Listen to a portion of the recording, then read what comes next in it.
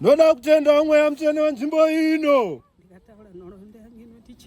Ndikataura nhoroondo yangu inondichemedza. Ndongotenda kuchengetwa kwandiri kuita pano.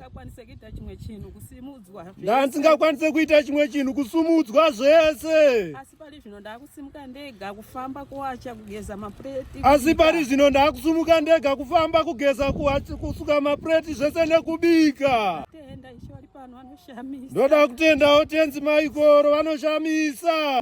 Kana mhuri yangu izvo vari kuita ndingonamata kuti dai wabatsirwa izvi vari kufona vari kuti zviri kuitawo ndikuwanamatirawo. Kana mhuri yangu aiwa iri kufara.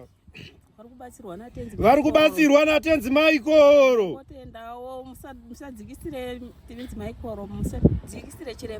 Ndinongotenda musadzikisire chiremba. Ini ndinongofara nekuti ndakutofamba ndakutambawo. Ndakauya ndamuguwa. Kana vanhu vese vari kungoti ndimi here pavari kuuya. Machinja fesi yenyu. Yave munhu mupenyu. Aiwa ndiri kufara ini. Ndakadzoka kubva kuguwa. Ndinotenda Tenzi Maikoro kuti vakandigonera pahanzvadzi yangu. Saka ndinotenda Tenzi Maikoro kuti vakandigonera pahanzvadzi yangu. Vakandisunungura pahondo yanga ichinditambudza mukati meropa rangu. Neni vakandisunungura pahondo yanditambudza mukati meropa rangu. Nemurume wangu akafa nezvinhu zvaakabata. Ndanga ndichiterwa nemurume wangu akafa nezvinhu zvaakabata. Saka kubva pandakasvika pano handina kuzombosangana nazvo. Kubva pandakasvika pano handina kuzombosangana nazvo.